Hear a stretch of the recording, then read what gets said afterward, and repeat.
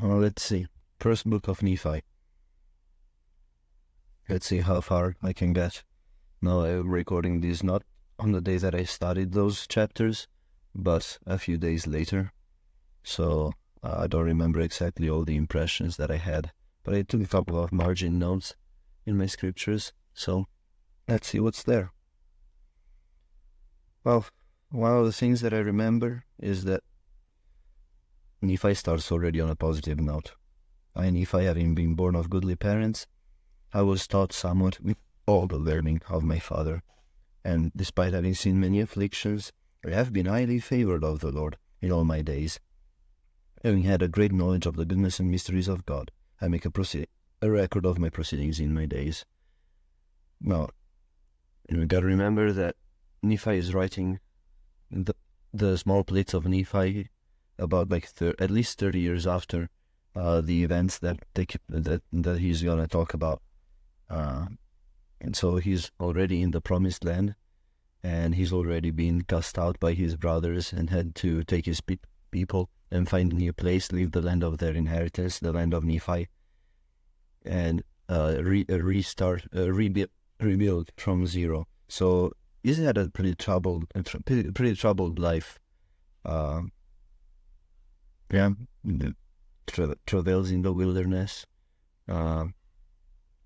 He is being persecuted by his brothers a little bit, and troublesome journeys, establishing a new civilization in a completely new place cannot be easy, for sure. So he's had a challenging life. But what does he focus on at the beginning of his record?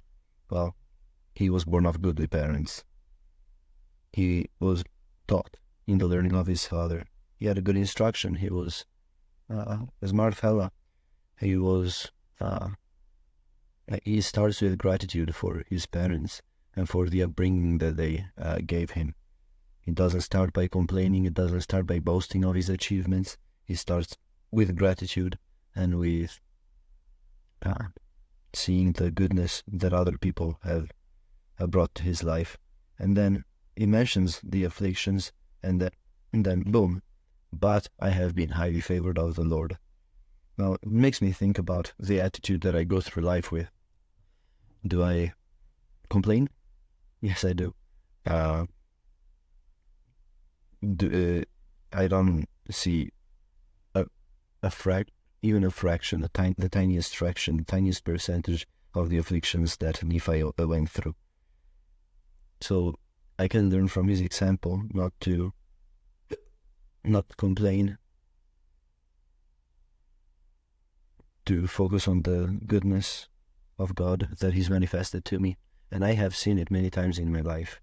I have seen God's gentle hand. So, yeah. But what does he do? Well, I have been taught well. I have good morals, good upbringing. Despite trials, I have been unbelievably blessed. He talks about knowledge of the goodness and the mysteries of God. So knowledge of the scriptures. He is scripturally literate because of the brass plates and because of the knowledge that was passed down by his father. So, he is. I feel so blessed. What am I gonna do? I make a record of my proceedings. I feel so blessed, so I will pass it down. Remember, once again, throughout all of the books of Nephi, this is old Nephi writing for his children, for us, for his descendants, and those who would receive the plates years and years and years and years afterwards. He's not writing for himself. He has the perspective of a grown man that has seen the consequences of the actions of his younger self and all of his brothers years and years before.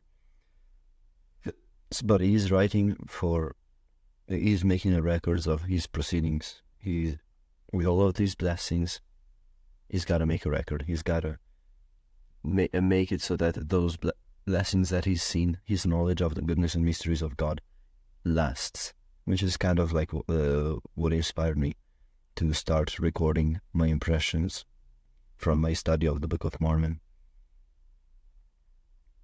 I feel so blessed about my knowledge of the goodness of God and my knowledge of His gospel and the joy that it brings to my soul.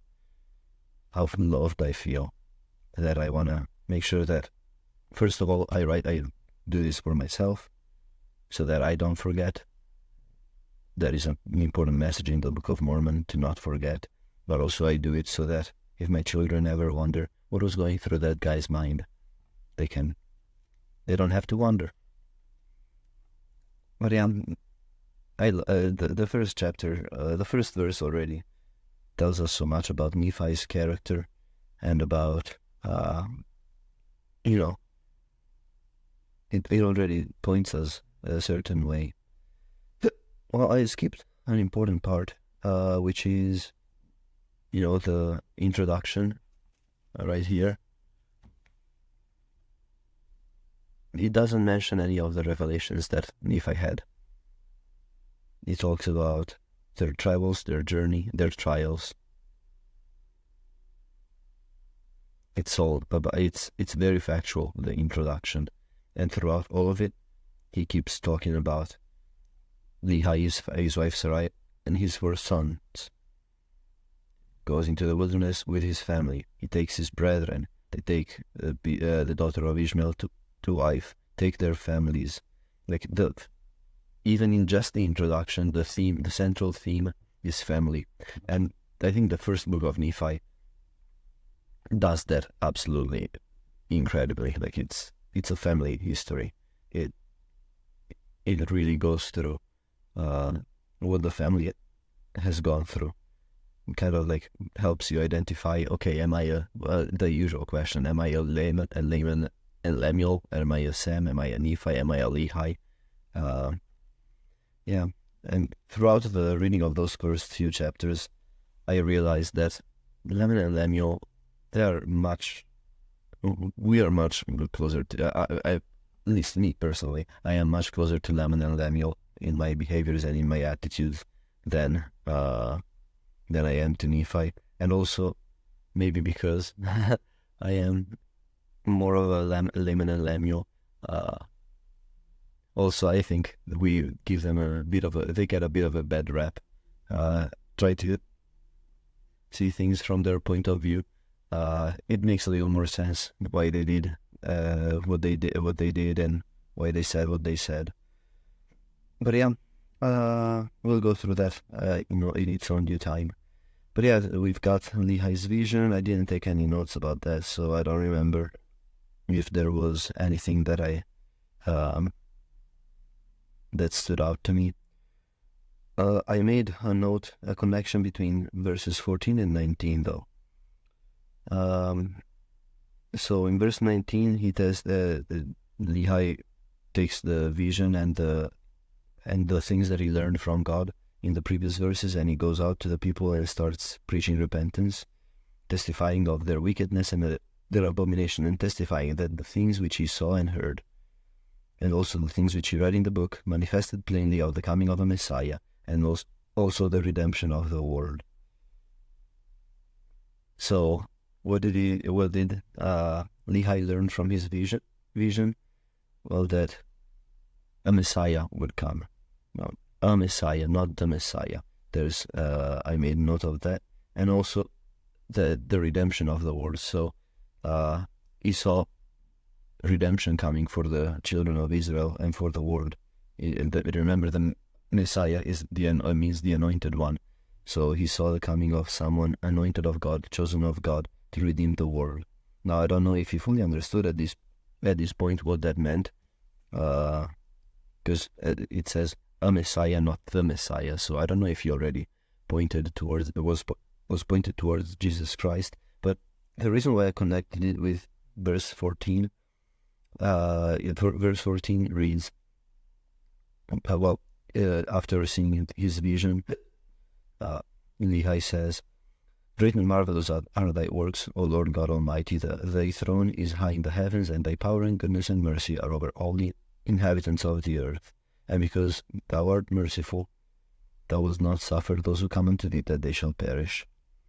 So I think that the reason why I connected these two verses is that, well, it doesn't really talk about Jesus in any of the verses in Lehi's revelation, but this is Lehi's answer to that revelation, and what he sees out of it, what he takes out of it, what he takes from his vision of the destruction of Jerusalem, is not that God is just, because the destruction of Jerusalem was justified, prophesied. They had it coming in a way, but he sees power, goodness, and mercy over all the inhabitants of the earth. So in that vision, we know that he saw the redemption of the world, and his answer to that is, "Oh Lord, your power and goodness and mercy are over all the inhabitants of the earth. Great and marvelous are thy works." He praises God for his goodness, because, yes, I guess he saw in that vision the destruction of Jerusalem, but more importantly, he saw a redemption coming. And I guess once again, that kind of like it brings back, what do we focus on? Do we focus on the bad? Do we focus on destruction, on trials? Or do we focus on redemption? And that just brought to mind right now what Eve and Adam say in the book of Moses. Let me bring it up real quick. About the fall and about their being cast out of Eden. I remember that, that was not really nice, of course. They went from living in the presence of God to living in a world with thorns, briars, and noxious weeds, painful childbearing, and so working for your bread by the sweat of your face. So it is a step down when it comes to trials and challenges. They went from, "Oh, this is a pretty chill life, I quite like it," to, "Now I gotta struggle." But their focus was, "Blessed be the name of God, for because of my transgressions my eyes are opened, and in this life I shall have joy, and in the flesh I shall see God. Were it not for our transgressions, we never should have had seed, and never should have known good and evil, and the joy of our redemption and the eternal life, which God giveth unto all the obedience."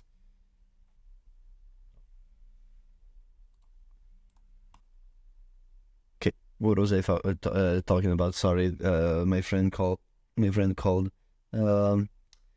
Let's see. Oh yeah, I was talking about Adam and Eve and their perspective on their transgression and their fall.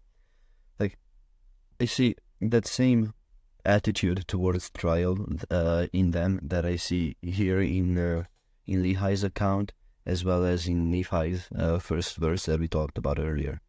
It's an attitude of focusing on everything that is good, focusing on how your trials and your tribulations and like all of those things, all of those like gut-wrenching, life-altering events bring you closer to God. Like you have Nephi that through his iniquities, not through his iniquities, through his afflictions. That's what I was thinking about. Through his afflictions, he sees how he is highly favored of the Lord because of the knowledge that through his afflictions he found of God's goodness and mysteries. And then you've got Lehi, who sees in vision the destruction of Jerusalem. And it's not just the destruction of Jerusalem, it's the destruction of his home. He lives there at this very moment. It's going to be destroyed in 5 years. Think about, like, if you saw your house, like, getting taken over, burned down, the people killed, the people that you know, your friends. Like, that would be devastating, no? But he also sees in that vision the redemption and the coming of a Messiah. And he chooses to focus on that. I think happiness is a choice. You are as happy as you're grateful, people say. I think that's true. You gotta look at the positive and be grateful for the positive, and that's where happiness comes from. Like, you can be in the midst of the severest trials and still be happy because you're focusing on on the good. You're focusing on God's blessings to you. And it's challenging. It's so challenging. Like, I cannot think about like the Latter-day Saint pioneers who had to go from winter quarters to Utah, crossing the mountains. Like, unbelievably challenging journey with like food problems and snow problems. Like, their children were dying, leaving footprints of blood in the snow. They were burying people in. The earth was too hard because of the cold to dig deep. So they had to just kind of like leave the bodies of their family members exposed to the elements and to predators. Like, I cannot imagine how in the heck these people had the faith and the love for God and the gratitude and the I don't know, like they saw celestial. They didn't just think celestial, but like they had the attitude to not give up, number one, and second, to sing praises to God in all of their journey. Like, I know that life back then was in general much harder. Like, you didn't know if you would live past the next winter. That was always that was always on the back of their mind. So maybe they were trained for it already a little bit.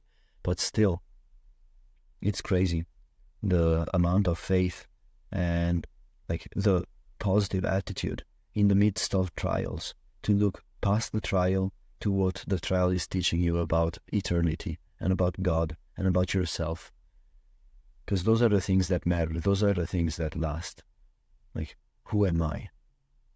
What kind of person am I? You can learn so much from your trials about yourself and about what kind of person you are. You can learn a lot more even about God. But yeah, that is the attitude that I keep seeing in First Nephi, especially chapter 1. And it says it at the very end, the last verse. I, Nephi, will show. Like, there's persecution. Prophets are being cast out, and his father is being rejected and mocked. But behold, I, Nephi, will show unto you that the tender mercies of the Lord are over all those whom he has chosen, because of their faith, to make them mighty even unto the power of deliverance. I know that, I'm gonna say something that isn't really an insight that came to me, but rather something that I heard in a podcast. But if you go to the last chapter in Moroni, the closing promise, the one that the missionaries always read, it tells, behold, I will exhort you that when you read these things, if it be wisdom in God that you should read them, that you would remember how merciful the Lord hath been unto the children of men. And then from there it proceeds to ask you, ponder it, ask of God, sincere heart, real intent, and you will know the truth of all things. But it seems like it's in the Follow Me podcast if you want to go up and look it up. But it seems like there is a connection. The book starts with, I want to show you how merciful the Lord is, and then Moroni ends the record saying, did you see how merciful the Lord has been? Now that you've learned how merciful the Lord is, find out for yourself, not just through what you read, but feel it in your heart. Ponder those things. Ask God, put sincere heart, real intent, having faith in Christ, and you will know the truth of all things. Truth of all things, that is such an all-encompassing promise. But yeah, seeing God's mercies in our lives, in the midst of trial and tribulation, as well as in the midst of prosperity and happiness, I think that is the message of First Nephi. That whether you're a Nephi or a Lehi, or whether you're an Adam and Eve, or saints, Latter-day pioneers, or you and me. Well, you is me, so. But yeah, be positive. Look at the tender mercies of God. Be grateful. In all suffering and trial, look for God's blessings. That is the message to me of 1 Nephi, chapter 1. Yeah. Let's keep going. Let's see if we can tackle chapter 2. I don't have a lot of notes about this one, but now the chapter 2 is where the exodus from Jerusalem actually begins for Lehi's family. He is commanded to take his family and depart into the wilderness.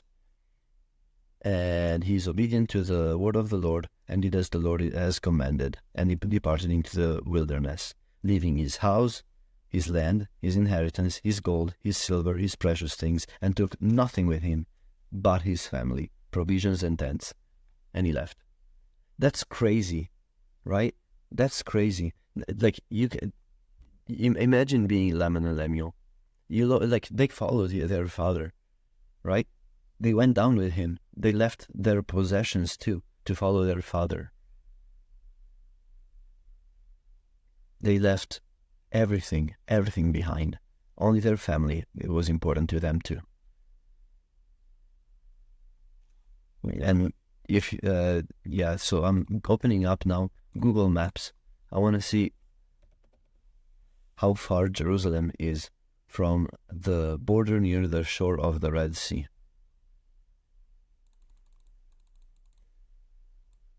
Okay, there it is, Jerusalem.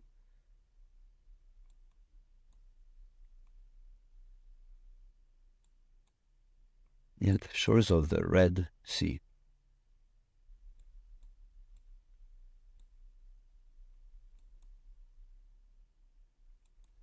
The Red Sea being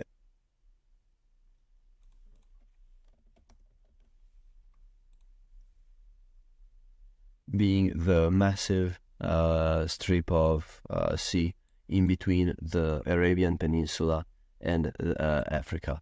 Now that is a lot of miles. Like, that is a lot of traveling. Like, it's basically as far as the children of Israel went during the Exodus. That is a good, I don't know, 200-300 miles probably, and they did that on foot probably, maybe with camels, or, well, not camels. I don't know what kind of animals they would have in ancient Israel. Maybe they had, no, definitely they had donkeys, maybe horses, I don't know. But yeah, that's a long journey. And Laman and Lemuel follow their father without having a knowledge that, without having a knowledge of why he's doing it and doing this, and they follow him and go down to the Red Sea. That's a long, long travel.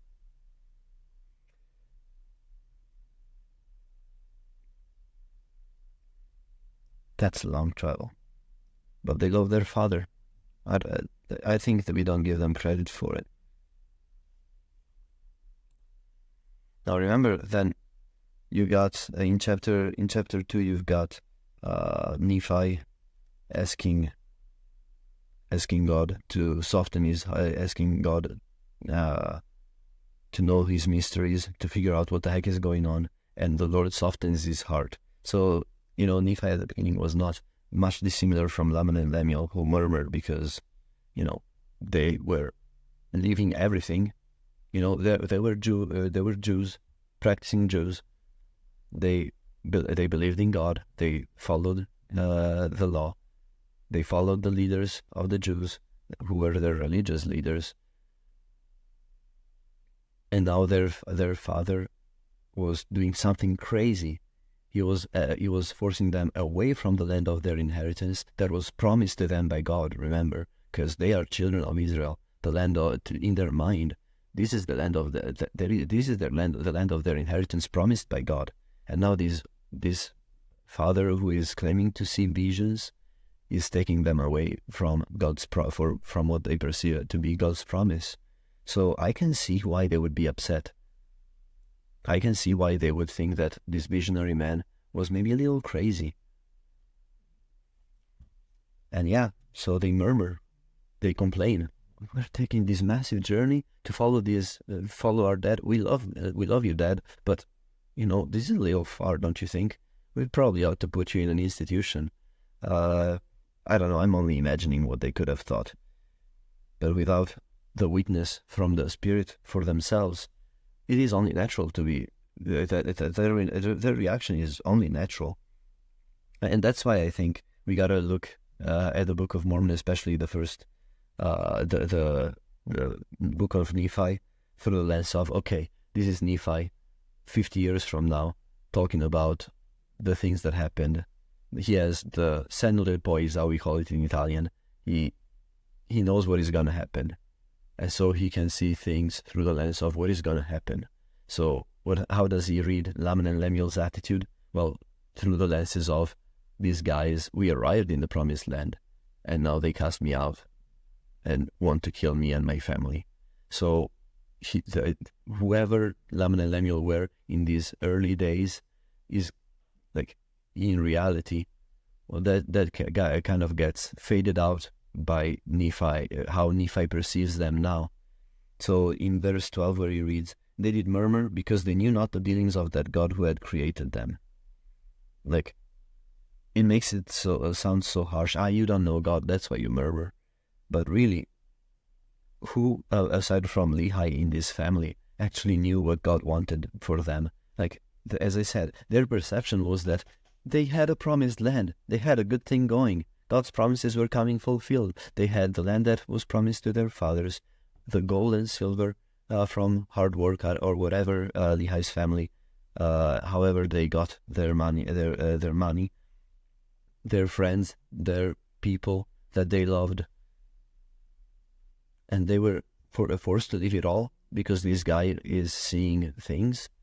This makes a lot of sense. But yeah, then here comes the difference. Because while they are naturally hardened against these ideas, these revolutionary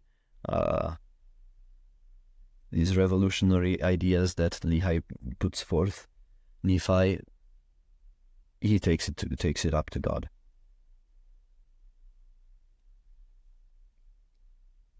I, Nephi, being exceedingly young, and having great desire to know the mysteries of God, I did cry unto the Lord. And behold, he did visit me, and did soften my heart, and I did believe all the words which had been spoken by my father. He didn't believe them before. His heart was not softened already. And wherefore I did not rebel against him like unto my brothers. What's the difference between Nephi and Laman and Lemuel? It's prayer. That is all that it took. The difference between staying with a hard heart because of the things that we don't understand and the trials in our lives, and finding joy and knowledge of the mysteries and goodness of God. The difference between those is the humility to pray. Turn to God. In your trials, turn to God. When the prophet asks you to do things that you don't understand, turn to God. Let Him do the job. Let Him soften your heart. Let Him convince you of the words which have been spoken by the prophets or whoever else. Let Him guide you towards not being rebellious. So, it's natural to have a hard heart towards things that we don't understand, towards hard trials. The difference is prayer. Be humble enough to turn to God. He loves you. So you can trust Him. Okay? And I think that is the lesson from 1 Nephi 2. The difference between Laman and Lemuel and Nephi is prayer. And this is where the paths diverge. Because, Laman and Lemuel would not have followed Lehi in the first place unless they loved him, unless they cared for their family, unless, they believed somewhat. The difference is how willing are you to let God guide the way, and are you going to pray? Are you going to kneel down and ask Him? And that is a big difference. And that's it for 1 Nephi 1 and 2.